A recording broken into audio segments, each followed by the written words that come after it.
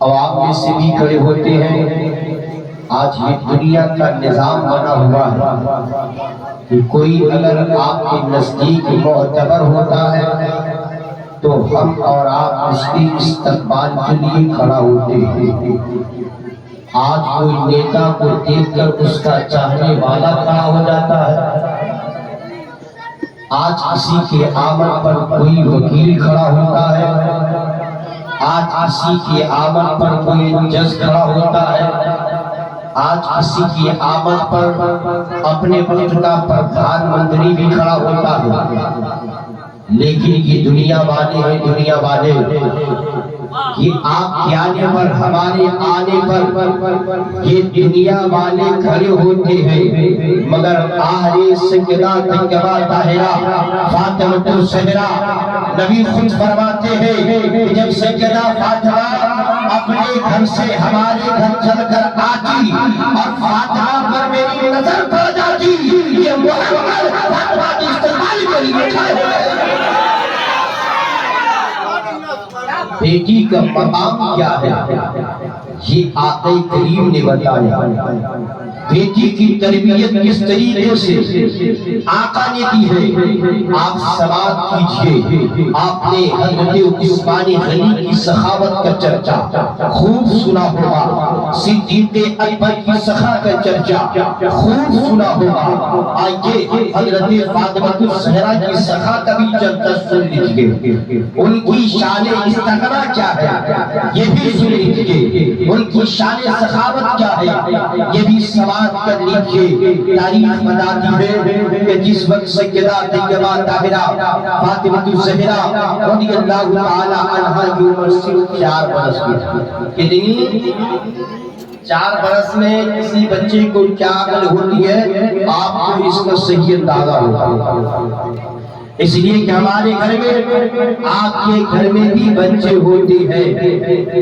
حضرت سیدہ خدیجۃ الکبریٰ جو سیدہ فاطمہ کی والدہ ہیں، ماں ہیں، انہوں نے ایک مرتبہ کہا کہ کریم صلی اللہ علیہ وسلم میں زیورات بنائی ہوں اور قیمتی زیورات ہیں، میں اپنی پیاری بیٹی اپنے لخت جگر میرے دل کا ٹکڑا سیدہ فاطمہ کے گلے میں ڈالنا چاہتی ہوں۔ تاریخ بتاتی ہے کہ حضرت خدیجۃ الکبریٰ نے سیدہ فاطمہ کے گلے میں سونا ڈال دیا، زیورات ڈال دیے۔ 4 سال کی عمر ہے سیدہ فاطمہ کی، گھر میں ہے مگر بچوں کی عادت ہوتی ہے کہ جب نیا لباس پہنے، نئی چیز پہنے، نئے زیورات آتے ہیں، جب چھوٹے بچے ہوتے ہیں اپنے ساتھیوں بھی نکل پڑتے ہیں، اپنے زیورات کو دکھاتے ہیں، اپنے نئے کپڑے کو دکھاتے ہیں، اپنی نئی چیزوں کو دکھائے کرتے ہیں۔ سیدہ طیبہ طاہرہ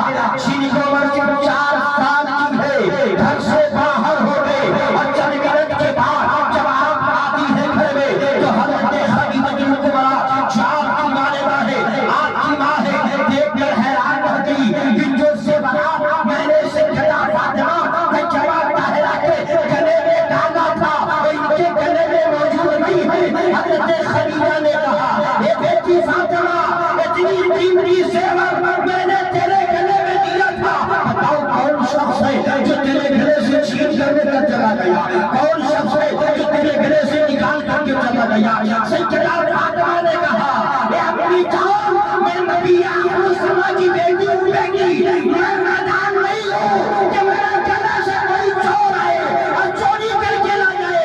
نہیں، بات کو بڑا سمجھے ہے کہ جب میں گھر والوں سے نہیں تھی، ایک شاعر آ رہا تھا اور کہہ رہا تھا کوئی ہے جو میرے ہاتھ کو بھر دے کہ اللہ مجھے باپ کی سخاوت یاد آ گئی کہ میرے باپ کو بھوکے رہتے ہیں، بیٹے پتھر مارنے لگتے ہیں، مگر کوئی شاعر آتا ہے کہ محمد عربی سے نماز دیتے ہیں اور صحیح سنت ادا کرنے کے لیے کہ 4 سال کی فاطمہ نے اپنے زیور میں خریدی۔ فاطمہ 4 سال کی عمر ہے، 4 سال کی عمر، اس عمر میں بچوں کو کیا پتہ چلے کہ خیرات کیا ہے، زکات کیا ہے، صدقہ کیا ہے، عطیہ کیا ہے۔ مگر واہ فکر فاطمہ 4 سال کی عمر میں غریبوں پر اپنا مال لٹا رہی ہے. تو جب یہ فاطمہ سن شباب میں پہنچی ہوگی پھر آپ کی سخاوت کا عالم کیا ہوگا اور آپ کی سیرت کا عالم کیا ہوگا. میرے ملت کے نوجوانوں اور میں سیدہ فاطمہ کا مرتبہ بتانے جا رہا ہوں. کیوں؟ اس لیے کہ جس کے نام پر آپ نے محفل سجائی ہے اسی حسن حسین کی ماں کا نام سیدہ فاطمہ ہے. تو میں سوچا کہ آنے والے دن میں حسن حسین ہے حسین کی بات پہنچانی ہے اور سیدہ کی ماں سیدہ فاطمہ کا ذکر کروں. میرے ملت کے نوجوانوں ایک موقع سے از راہ محبت حضرت سیدہ فاطمہ نے اپنے والد بزرگوار سے کہا اے ابا جان آپ یہ بتائیے کہ جنت میں سب سے پہلے کون جائے گا. جنت میں سب سے پہلے کون جائے گا.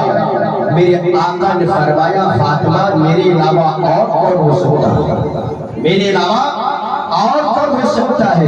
فاطمہ نے پھر ازراہ محبت اپنے والد بزرگوار سے سوال کیا اے ابا حضور آپ یہ بتائیں کہ ہم عورتوں میں پہلے جنت میں کون جائے گا. نبی آخر زمان نے فرمایا فاطمہ تم عورتوں میں پہلے جنت میں مریم کی بیٹی عیسیٰ کی ماں مریم پہلے جائے گی.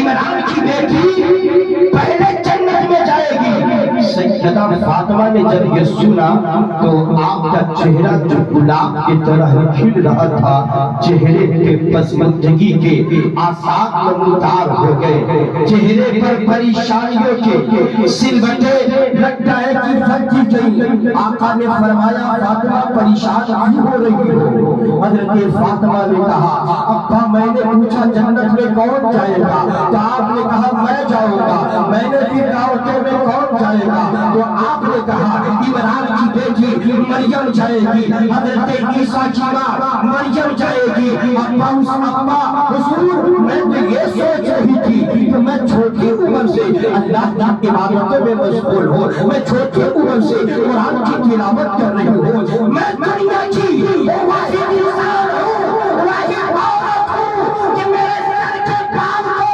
دنیا کے لوگ پوچھا میرے بیٹے حسن حسین نے نہیں دیکھا ہے. تو میں سوچی کہ یہ آپ میرے لیے کہیں گے. آقا نے فرمایا جو میں نے کہہ دیا وہ کہہ دیا کہ پہلے عمران کی بیٹی مریم جائے گی عیسیٰ کی ماں مریم جائے گی. مگر جانے کا انداز کیا ہوگا. فاطمہ اس کا تجھے علم نہیں ہے اور تیرا باپ تجھے علم دینا چاہتا ہے کہ مریم تو پہلے جنت میں جائے گی مگر جانے کا طریقہ کیا ہوگا جانے کا انداز کیا ہوگا کس مجال کا خیال سے جنت میں جائے گی. جانتے ہیں پیر سید محمد بن گرامی اپنی کتاب میں تحریر فرماتے ہیں کہ نبی پاک نے فرمایا اے فاطمہ جنت میں پہلے تو عمران کی بیٹی عیسیٰ کی ماں مریم جائے گی مگر کس انداز سے جائے گی یہ سن لو. بھی تجھے بتا رہا ہے اس انداز سے جائے گی تم سب جنتی دولہے سجا دیے جائیں گے جنتی دلہن میں سجا دیا جائے گا. تو سنو جس سواری پر تم بیٹھی ہوگی اس سواری نہیں بلکہ جنتی عورتوں کی سرداری کی حیثیت سے جنتی عورتوں کے ملکہ کی حیثیت سے جس سواری پر بیٹھ کر تم جنت میں جا رہی ہوگی اس سواری پر لگاؤ. اس سواری کی نچی مریم کے ہاتھ میں ہوگی. مریم آگے آگے چلے گی تجھ پہ سوار ہو کر چلے گی مگر فرق ہے مریم تیری خاتمہ کی حیثیت سے چلے گی اور تم مالکہ کی حیثیت سے. کا مقام مرتبہ یہ کہ جنت میں جائے تو آپ کی خاتمہ ایک پیغمبر کی ماں عیسیٰ علیہ السلام کی ماں حضرت مریم بن رہی ہے. پھر اس خاتون جنت کا مقام مرتبہ کو ہم کہاں تک بیان کر سکتے ہیں. ہم ان کی تعریف و توصیف بیان کر کے ان کے مقام و مرتبہ کو نہیں بڑھا رہے ہیں. وہ جو اتنے بڑے ہوئے ہیں اتنے بڑے ہوئے ہیں اتنی شکل و نام والے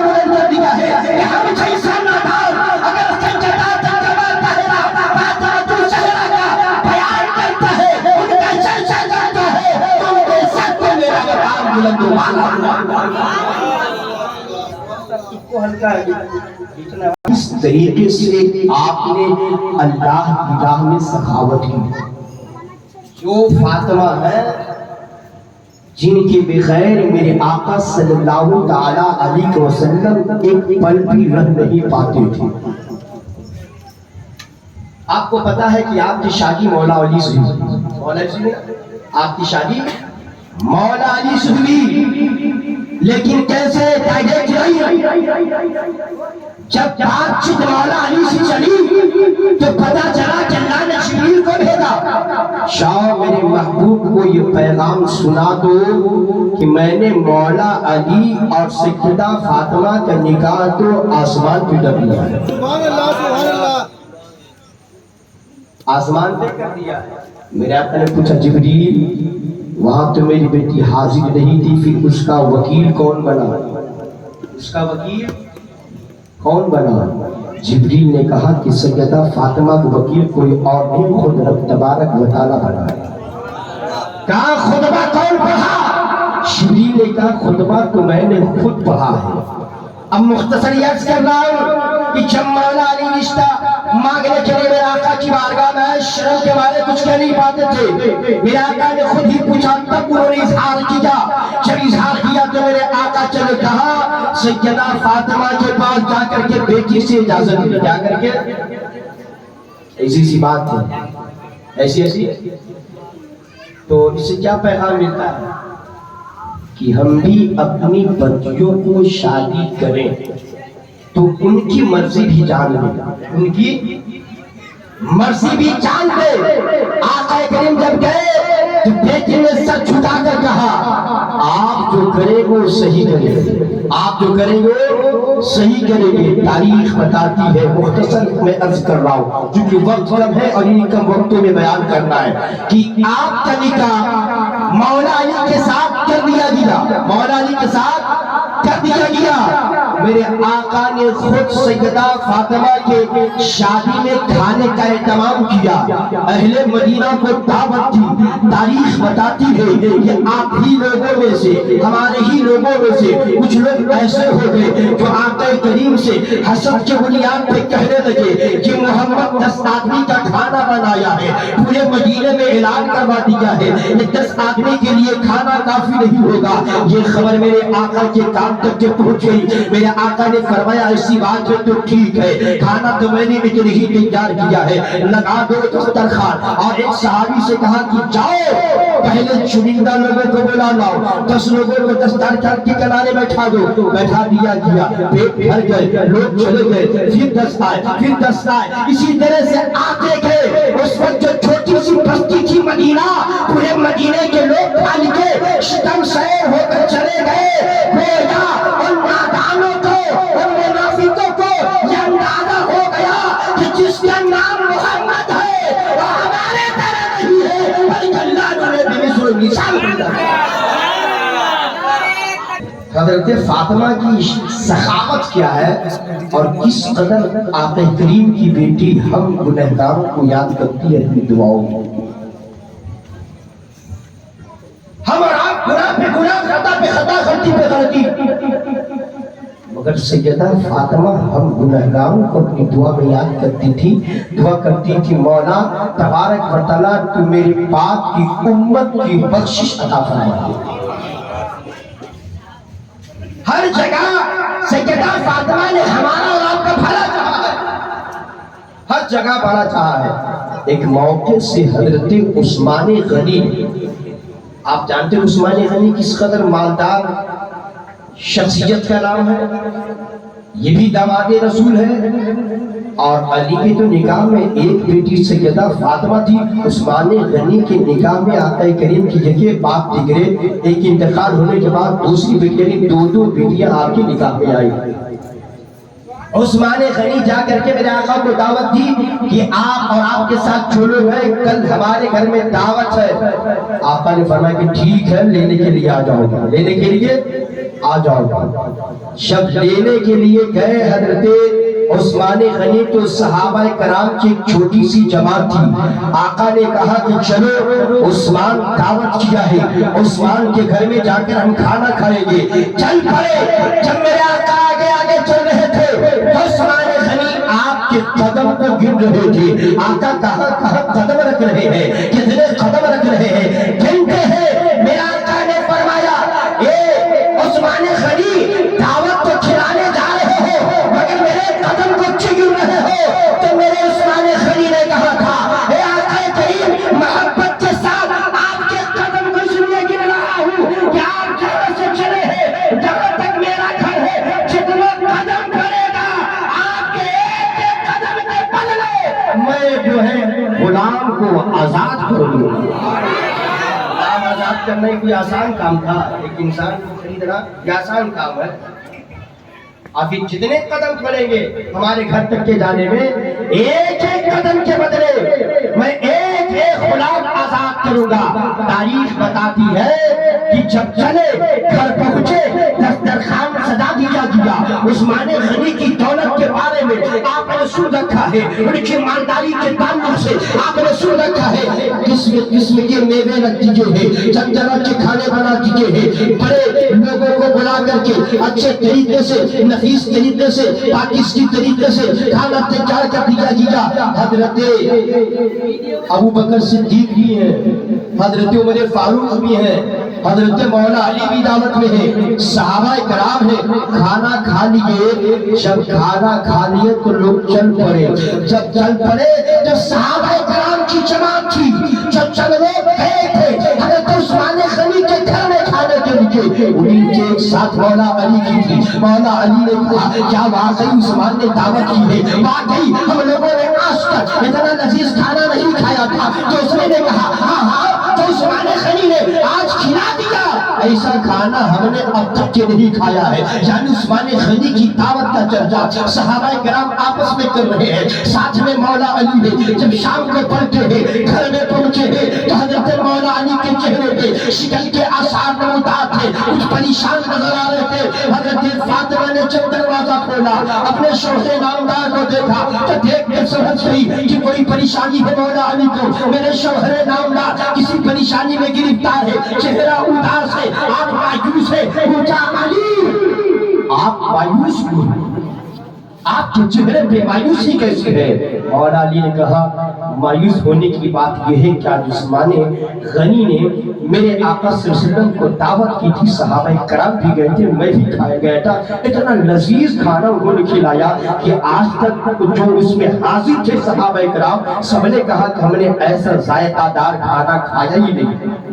کہا اس کا اچھی بات ہے کہ کھانا انہوں نے کھلا دیا۔ اس کے بعد کہا کہ ان کے پاس دولت ہے جتنا اہتمام کرتے ہیں، یہ علی کے پاس تو دولت نہیں ہے، اور میری خواہش ہے کہ میں بھی اپنے آقا کو، میں بھی تیرے بزرگوار کو، تیرے ابا حضور کو دعوت کروں، صحابہ کرام کو بلاؤں۔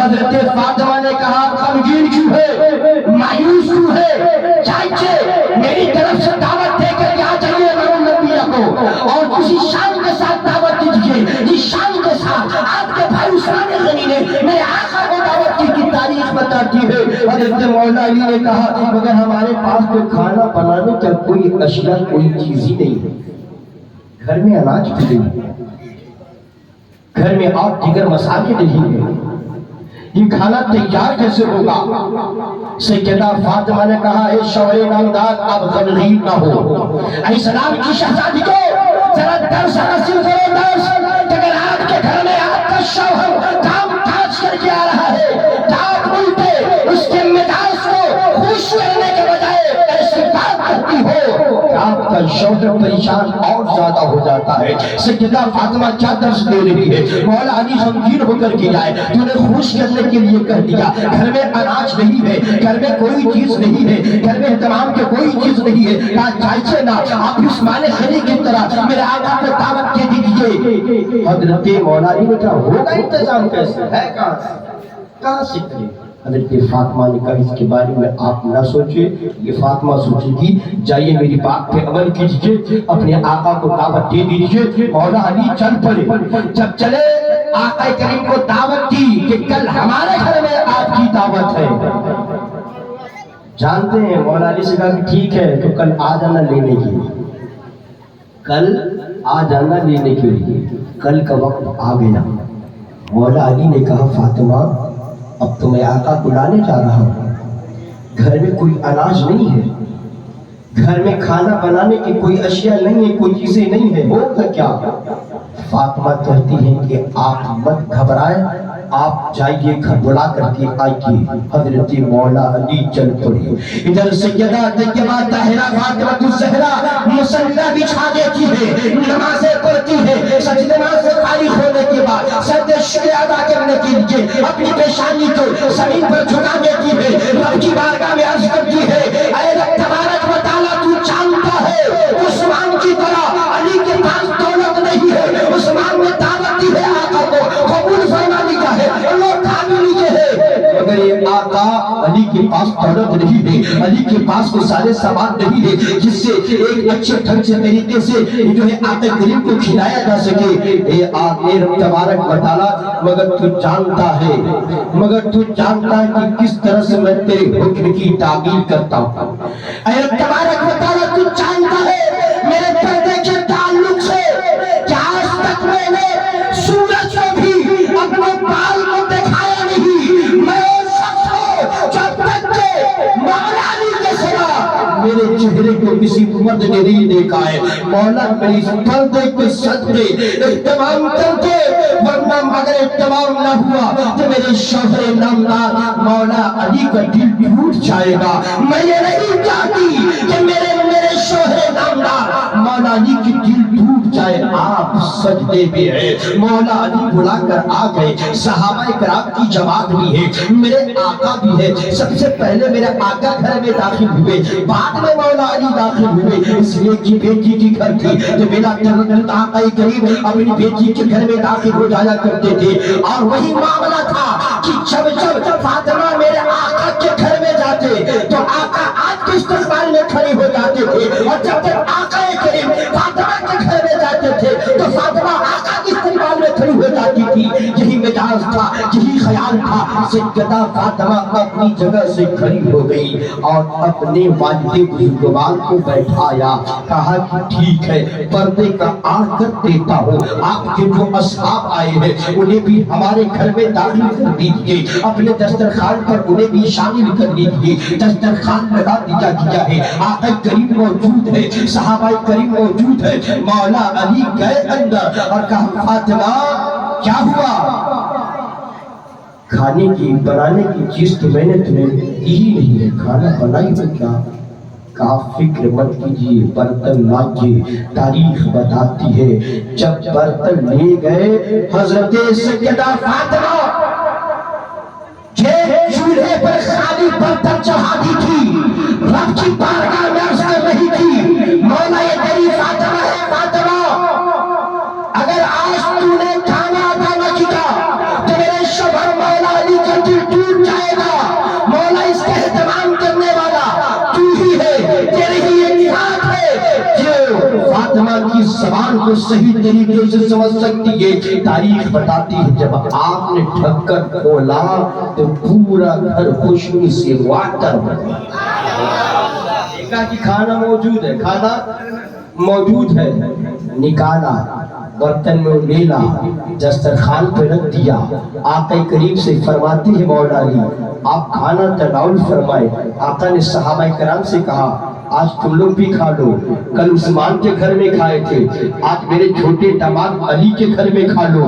سارے لوگ آقا کریم کے ساتھ کھانے لگے، آپ تمام لوگوں کی پیشانیاں کھلتی گئی، آپ لوگ مسکرانے لگ گئے۔ صحابہ کرام جب کھا لیے تب آپس میں ذکر کرنے لگے کہ کل عثمان نے جو دعوت کی تھی اس کھانے کا کوئی جواب نہیں، مگر آج جو مولا علی نے ہمیں کھانا کھلا دیا ہے اس کے سامنے عثمان غنی کے کھانے کی کوئی حیثیت ہی نہیں ہے، یعنی کئی گنا زیادہ جو ہے ٹیسٹ اور یہ بیسٹ کھانا اگر کوئی نظر آتا ہے یہ علی کے گھر کا کھانا نظر آتا ہے۔ سب لوگ تو کھا لیے، کھانے کے بعد روانہ ہوئے، آپس میں ذکر کر رہے تھے واقعی عثمان نے کئی طریقے کے کھانا کھلایا، مگر جو مزہ ایک کھانے میں آیا جو سیدہ فاطمہ کے گھر سے ملا ہے یہ مزہ اور کھانوں میں نہیں ملا ہے۔ تاریخ بتاتی جب میرے آقا پلٹے صحابہ کرام کے درمیان گئے تو پوچھا کہ کیا ہوا؟ صحابہ کرام نے کہا ہم لوگ حیران ہیں، پریشان ہیں کہ علی کے گھر میں دولت نہیں ہے، علی کے گھر میں کوئی اتنے ساز و سامان نہیں تھے، مگر اتنا ذائقہ دار کھانا بنایا کس نے؟ یہ ذائقہ دار کھانا آیا کہاں سے کہ جو میں نے کل کھایا تھا اس سے زیادہ یہ ٹیسٹ ہے، اس سے زیادہ یہ ذائقہ دار ہے۔